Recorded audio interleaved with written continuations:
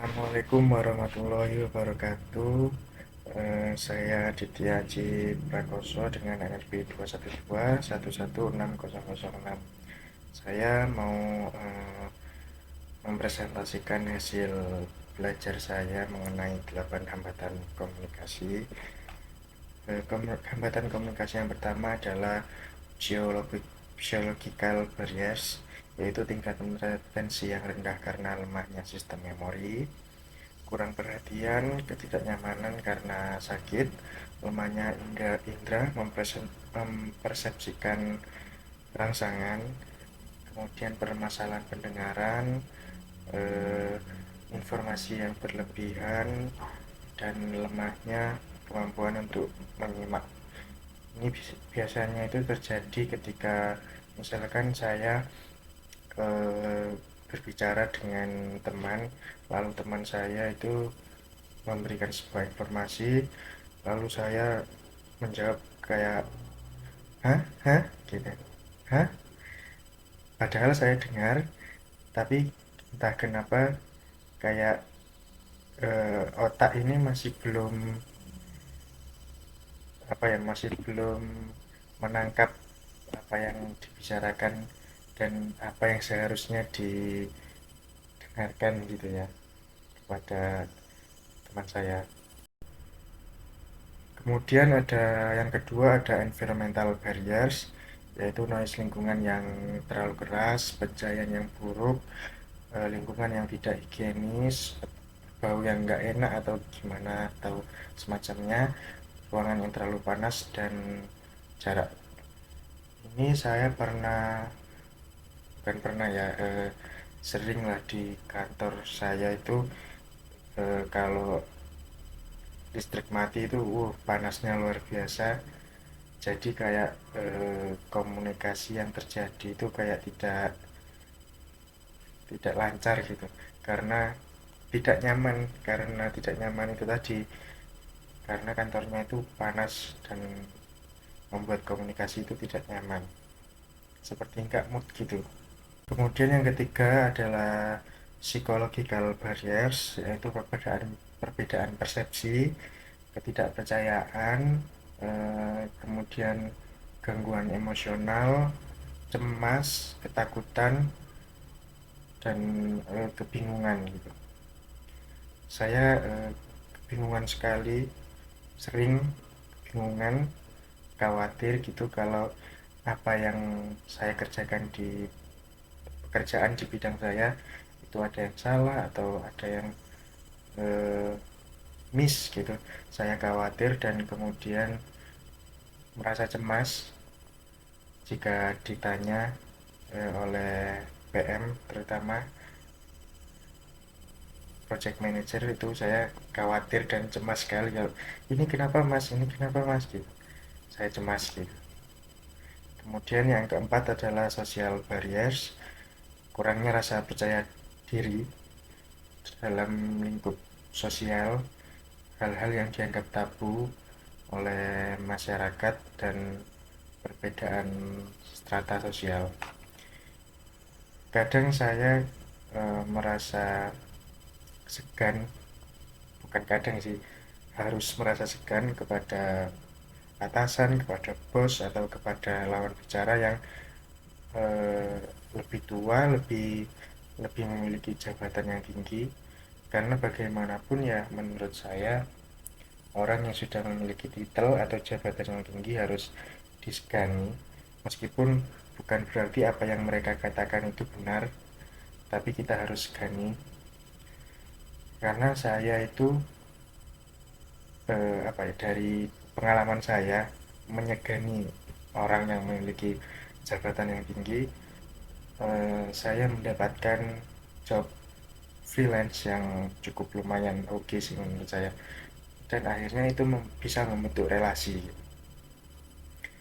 Ada seorang dosen di salah satu universitas lah, itu selalu mempercayai saya untuk membuat project-project, entah itu presentation design dan sebagainya.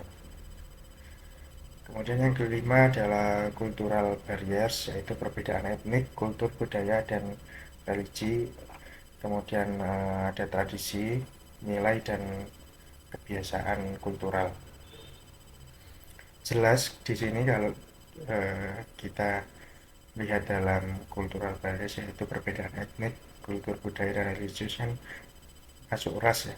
Kita kalau misalkan berbicara kepada orang yang berbeda wilayah dengan kita, ya tidak mungkin kita menggunakan bahasa bahasa sehari-hari kita atau di luar bahasa Indonesia, kan tidak mungkin, karena mereka belum mengerti tentang bahasa kita. Sebaliknya, kita pun tidak mengerti apa yang dibicarakan oleh lawan bicara kita kalau kita tidak menggunakan bahasa Indonesia atau bahasa Inggris. Kemudian yang keenam ada semantic barriers, yaitu perbedaan bahasa, terjemahan yang salah, perbedaan individual dan ekspresi atau persepsi, pengalaman masa lampau terkait kegagalan, ya, terkait kegagalan individu dalam mendengarkan. Yaitu sama seperti cultural barriers ya, bukan sama sih, mirip seperti cultural barriers, karena perbedaan bahasa itu sangat menghambat komunikasi dan dan bisa menimbulkan persepsi yang salah kepada orang, karena ya itu tadi, kita nggak mungkin tahu bahasa mereka selain bahasa Indonesia atau bahasa Inggris. Dan misalkan ada satu dua kata yang eh, sering kita dengar atau eh, nggak asing gitu sama bahasanya, sama katanya, tapi jika disusun dalam satu kalimat, pasti itu akan akan membuat membuat arti yang berbeda gitu ya dari satu kata itu tadi. Kemudian yang ketujuh ada organizational barriers, kebijakan, peraturan dan regulasi sebuah organisasi, kegagalan teknis, tekanan waktu, kompleksnya struktur, dan ukuran organisasi yang besar atau terlalu kecil. Jadi dalam organisasi itu yang paling sering membuat hambatan dalam komunikasi itu ya jadwal, karena nggak mungkin seluruh anggota organisasi itu punya waktu atau ruang waktu yang sama. Itu sangat mustahil sih. Dan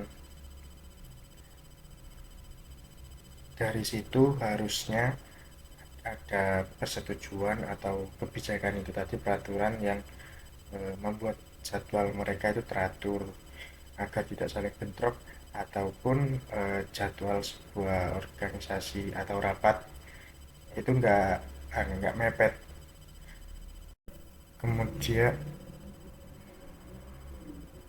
Kemudian hambatan yang terakhir yaitu communication process related barriers, yaitu pesan yang tidak jelas dan bertolak belakang, peningkatan stereotip, pemilihan channel yang kurang tepat, dan kurangnya feedback.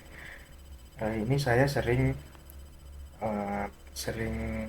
temui, yaitu pendekatan stereotip ini, di mana eh, orang teman saya yang asli Medan itu ngomong kalau orang Jawa itu sifatnya gini gini gini, dan cara dia ngomong itu halus, lembut, gini gini gini, padahal itu apa ya, bukan sebuah kebenaran yang mutlak gitu, karena bagaimanapun ya tergantung oleh orangnya itu sendiri, entah orangnya itu punya sifat yang keras atau lembut, ya tergantung orangnya gitu.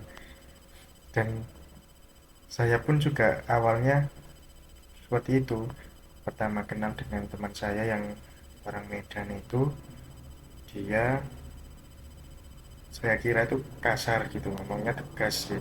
Ternyata ya kalau sudah kenal ya seperti biasa, teman seperti biasa aja. Cuman yang harus dipahami ya kita harus ngomong pakai bahasa Indonesia gitu. Sama seperti yang tadi, semantic barriers dan cultural barriers itu tadi. Kemudian metode-metode dalam mengatasi hambatan komunikasi itu ya ada 8 tadi. Yang pertama yang untuk mengatasi hambatan physiological barriers, yaitu selalu berusaha menyesuaikan dengan tingkat retensi audiens, selalu memperhatikan pada saat penyampaian informasi, memastikan kenyamanan setiap orang saat kita berinteraksi, memastikan keutuhan dari persepsi alat indera kita, keterbatasan kemampuan pendengaran harus selalu dipertimbangkan, kemudian aktif dalam mendengarkan, dan informasi yang berlebihan itu harus dihindari. Kemudian untuk mengatasi hambatan environmental barriers itu memastikan pencahayaan ruangan yang baik sehingga komunikasi nonverbal dapat difasilitasi, dapat dimengerti. Kemudian pengaturan tempat duduk yang baik dan nyaman, memastikan lingkungan higienis dan bebas dari bau yang nggak enak gitu. Kemudian yang ketiga adalah metode dalam mengatasi hambatan psychological barriers, yaitu selalu berusaha dalam kondisi menyenangkan dan menunjukkan sikap bisa dipercaya, menghindari prasangka buruk, menghindari permusuhan, tidak suka, risih, atau kita yang nggak risih gitu. Kemudian bebaskan dari rasa takut, nervous, dan bingung. Kemudian yang keempat, metode dalam mengatasi hambatan social barriers. Perbedaan dalam norma sosial, value atau nilai dalam perilaku itu harus dipertimbangkan betul. Dan keyakinan dalam lingkup sosial itu harus diperhatikan. Yang kelima adalah metode dalam mengatasi hambatan cultural barriers, yaitu pertimbangkan perbedaan kultural kita dengan lawan bicara tentunya, dan pertimbangan tradisi kultural, nilai atau value dan kebiasaan mereka. Yang keenam, metode dalam mengatasi hambatan semantic barriers, yaitu gunakanlah bahasa yang sama, bahasa Indonesia atau bahasa Inggris. Kemudian pertimbangkan perbedaan ekspresi dan persepsi dari pesan yang akan disampaikan. Yang ketujuh adalah metode dalam mengatasi hambatan organizational barriers, yaitu pertimbangkan polisi organisasi atau kebijakan organisasi, aturan dan regulasi. Struktur organisasi yang dibuat itu harus sederhana agar tidak membingungkan semua anggotanya, dan organisasi yang berukuran besar harus dibagi menjadi divisi-divisi kecil agar lebih efisien. Kemudian yang kedelapan adalah metode dalam mengatasi hambatan communication process relate barriers.